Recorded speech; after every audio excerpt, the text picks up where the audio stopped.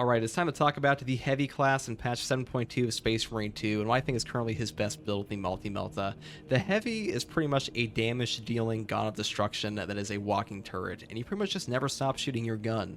And the Multimelta in particular has benefited from perk ammo buffs and prestige buffs more than most of the weapons. Plasma as well. Plasma is very powerful. I only think the Multimelta slightly outclasses it, mainly because it has stagger on top of damage.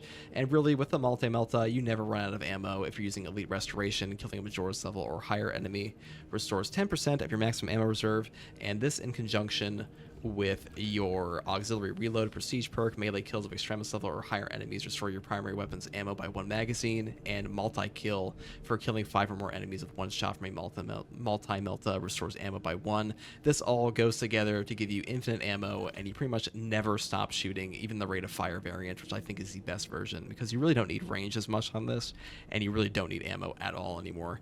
And as far as like the actual perks go on this gun, I just go all the way down the top tree, because it's just rate of fire and damage, and that's really all you need. And if you really want to take like swap out damage for something like trick shot, killing 5 enemies with 1 shot, restores 1 armor segment, cooldowns 30 seconds.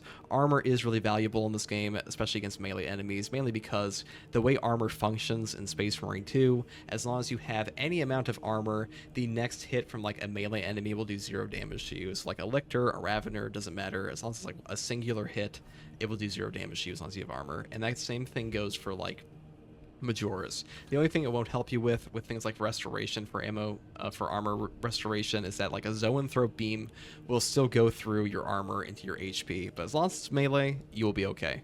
And that brings me to restoration, which is, killing 7 enemies in rapid succession, restores 1 armor segment, cooldown is 15 seconds. This is a good perk because, like I said before, armor is good, and I just think for like a multi-melta, if you want to really double up on the ammo economy, multi-kill is better, and like you don't miss the armor too much. Sometimes it is beneficial. 15 seconds is a pretty long cooldown for armor restoration, but in conjunction with all the other armor restoration perks, this comes out to like a pretty standard drip feed of armor, and that is good for us. Not as good as like armor reinforcement, but still strong. Now, what is not strong is auxiliary ammunition. When your primary weapon is out of ammo, killing 7 enemies in rapid succession restores ammo reserve by 20%. Cooldown is 30 seconds. First of all, 20% is like not a huge amount in this game compared to like some of the other things you get for free in your weapon perk tree. Like say the plasma gun has adamant restoration. When your health drops below 30%, your ammo reserve is restored by 25% of the maximum capacity with a 30-second cooldown. And this happens a lot more often than you actually running to 0 with your weapon. So like going to flat out 0 in this game does not happen that often. And if you're using like any ammo restoration perk like the multi-kill or like an auxiliary reload or something like the Elite Restoration, this will just never proc ever. So this is a pretty trash tier perk. I feel like they should make it so you get like 20% ammunition for it to give you like 10% back or something, because like ammo restoration is really good. This is just like the worst version of the ammo restoration perks in my opinion. Now, as far as like thermal boost is concerned, when a ranged weapon is 50% overheated, range damage increases by 15%. The heavy doesn't really lack damage. Even if you take like 0 perks, he doesn't really lack damage at all. This is just more damage. It isn't a bad perk. This works for things like your heavy bolter and your plasma incinerator. I know some people like to take this. I just think a perk like fortitude is far more valuable. Health increases by 30%. This is a pretty S tier perk because the way health functions in Space Marine 2 is that the lower your total HP gets, like you get to some breakpoints where your damage resist goes up and up and up. So like your effective HP goes up the lower your total HP is, and if like your maximum potential HP is increased by 30%, that means your 25% HP is worth that much more. Your effective HP goes up through the roof, and you can pretty much just sit there and live off contested HP forever. So fortitude is pretty S tier. Strategic stand, while in heavy stance, dealing damage restores 15% more contested health. You do not lose control by taking heavy hits, and you cannot be moved. You cannot be knocked back, but you will not be able to move. This perk used to be a lot better, but the contested health was apparently bugged, and it would give you like all of your contested HP back off of like 3 heavy bolter rounds. Now it is significantly worse. I don't really take this anymore, and like this whole no knockback effect in heavy stance is already built into perks on the actual weapons a lot of the times. Stuff like the heavy plasma incinerator has this built in with heavy immunity, while in heavy stance you do not lose control from heavy hits, and that's really the most beneficial portion of this perk. Now, it's not terrible. Like 15% more contested health is decent. I just think fortitude is far more valuable than this perk is and this perk. So that's what I would say is like the meta pick here. Now, enhanced force. Melee damage increases by 30%. I mean, if you want to go like for a full-on prestige perk, like exponential force, reverberating impact, melee build, you can do that with this. I would also take things like, where would it be? Perks like, not contingency plan, weapon strike, melee damage increases by 50%. You can get to like, you know, bonus 200% melee damage. And that's kind of goofy, though that doesn't really fit like the heavy's overall play style, which is shooting a gun. So I put this pretty mediocre perk. It functions, but like 30% just isn't a lot to give up for like 15 or like 10% damage active while your Iron Halo is going on, because you're gonna be using your Iron Halo all the time, and all squad members getting 10% more range damage is really good in this game, because like range damage buffs aren't that easy to come by. Like one of the only other ones that can actually be given out to your teammates would be tacticals, aligned aim, and this is like one of the best team perks in the game, or at least one of the best team perks for tactical for sure, probably the best if I'm being honest. But Heavy being able to do this in like a similar fashion with the 10% more range damage on top of things like Conversion Field, which is when Iron Halo is active, all squad members within 20 meters regenerate ability charge 50% faster. You just become like a little buff beacon for your team. That's really good in this game. And versatility, after switching weapons, your secondary weapon does 20% more damage. The effect lasts until reloading or switching back to your primary weapon. This just isn't a very valuable perk, especially for us where we're shooting our primary weapon primarily. And versatility would probably be better on a class like Assault, where your secondary weapon is the most important, but he has Auxiliary Arsenal, which is a flat increase of damage. So a perk like this is significantly better than a perk like Versatility, and like this guy needs it even less than a class like Assault would, because you're only stuck with a secondary on that class. So really, I would just take Overwhelming Power. It's just the best perk in this tree. And as far as team perks go, Encompassing Aegis, all squad members take 25% less damage from range attacks. This is actually pretty good, especially now that our ammo economy is fixed. I still take things like additional supplies.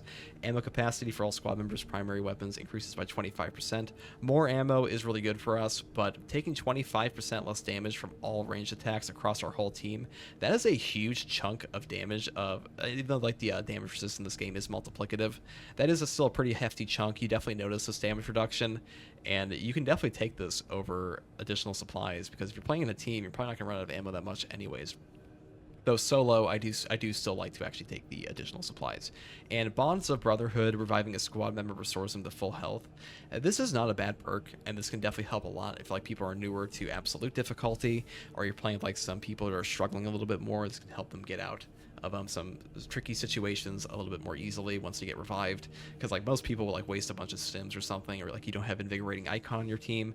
Really, when it comes to like the heavy, his team perks are all pretty decent.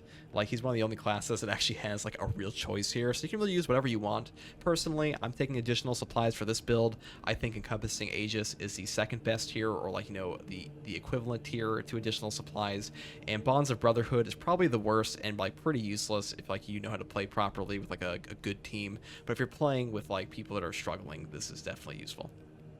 Now, Adamant Will. After Iron Halo deactivates, you take 20% less health damage for 10 seconds. This is just not that useful to us, because the good old Iron Halo is going to be up and down all the time, and really, like when your Iron Halo's up, you're probably going to need it the least. You're probably going to need, health damage the least, because, you know, you're blocking all the range attacks with your Iron Halo. And Consecutive Execution, killing 7 enemies in rapid succession restores equipment charge. Cooldown is 90 seconds. This is the best perk in this tree. Equipment recharge in this game is so valuable. Once you find like a Melta Bomb, or like even crack grenades, and crack grenades are far worse than Melta Bombs in my opinion, but once you find a Melta Bomb, this just says every 90 seconds you can one-shot an entire Extremis wave on absolute difficulty, and like potentially up to like 3 of them. And that is really good. So Emperor's Protection is next. When Iron Halo expends all its energy, 1 armor segment is restored to all squad members. This is actually a trash perk. Both of these are much better than this. Even this one is significantly better than this. Like 1 armor segment, this should be all of them, I'll be honest, guys. If this said all 3, then it might be worth taking over Consecutive Execution if you're like messing around. But even then, this perk is just not good. Now, next one would be Wait, how do I say this? Obdurate Bastion. Iron Halo's durability increases by 20%. I've taken this quite a bit. This is a good perk increase, perk effect for a 20% increased durability. I have used this for a while, probably like the majority of my heavy runs, to be honest. It functions. It is a good perk, and this will save you a lot if you're just holding your Iron Halo up for a while against a ton of ranged enemies. Though I have since moved to Field Adjustment. Iron Halo recharges 20% faster, but its durability is reduced by 25% because there come a lot of times in this game where you're activating and deactivating your good old Iron Halo quite often. So this can help you with like those little quick moments where you're just activating it and deactivating it, and you want to be able to get it back as soon as possible. And this is also a pretty good synergy perk with Adamant Will to get that 20% health damage decrease for 10 seconds. Now, Power Regulator, Iron Halo loses energy 20% more slowly. I don't think this is a terrible perk. It just means your Iron Halo lasts longer. And this can help against like little chip damage. I just think these two are better. Now, Saving Grace. Reviving a squad member fully restores Iron Halo's charge in all armor segments. This is just a terrible perk. I would just never take this. This one is so much better, a revive perk. If you are going to take a revive perk on the heavy, this is the one to take, not this one. And revive perks in this game overall are pretty terrible, but this one is just exceptionally useless. Like only armor segments, that's pretty poor. Iron Halo charge coming back. Iron Halo doesn't take that long to come back in most cases anyways. And this perk here, Brute Force, when Iron Halo is in cooldown, range damage increases by 15%, is so much more valuable to us than this when our Iron Halo is down. And this pretty much means that like whether or not you are using your Iron Halo or it is down, you will have a buff when you take both of these perks. You'll just have a constant going range damage buff, and that is what we want. We want damage because we are the God of Destruction, as previously mentioned. Now, Wrath of the Imperium. When Iron Halo expends all its energy, enemies in a 10-meter radius take significant damage. I have used this before, and like this is kind of fun for like a goofy little melee build, and this damage is definitely significant. I'm pretty sure it's like the same number as, let's say, like the Vanguard's Execution perk for Zone of Impact, so it's really not that bad. It's just the unfortunate part is this isn't like you deactivating the Iron Halo. It actually has to like expend all its energy or get broken, I believe, and that's just kind of shitty. Now, signature perks. Offensive capability. When active, Iron Halo deals damage over time to all enemies within 5 meters. This is a good perk, and I use this one all the time in solo because it is like his only useful perk in solo. And really, this will also get rid of things like, let's say, spore mines. It will also destroy things on contact, like little bramble vines. So it's a pretty amazing perk. I like this one a lot. I even use this in teams quite a bit. But I think overall, the best team perk would be Conversion Field. When Iron Halo is active, all squad members within 20 meters regenerate ability charge 50% faster. 50% increased ability charge is pretty damn good. And a lot of the class perks in this game, especially for things like Bulwark, or the class abilities are very good. Like, you know, Bulwark Banner, Invigorating Icon. Yeah, I mean, like, no duh. Invigorating Icon kind of OP. So more Invigorating Icons, always good. Now, as far as Heavy's worst signature perk goes, this would be Coolant Reserve. If both of your squad members are incapacitated, defeated, or grabbed, your primary weapon will not overheat and you deal 15% more damage. Like, how often are all of your squad members incapacitated or grabbed? Not often at all. This is a pretty trash perk. Like, this would probably be OP in true solo, but like that's total cheese, so I don't even use it there.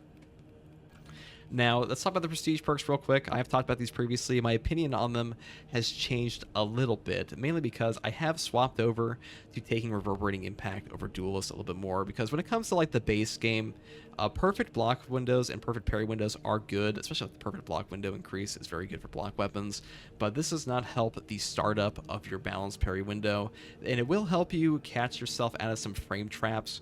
Like an increased parry window, say like the block parry window is 20 active frames, and the balanced parry window has a 10 frame startup. So like if this helped the startup, it would be significantly better, but the actual parry window increase doesn't really help too much in like the vanilla game. In increased spawns, this will catch like lictors that would otherwise frame trap you at times if there's like 6 guys in front of you, but in like the vanilla game, not too much. So like it's still a good perk, just not as good as I think the stomp area of effect radius increases.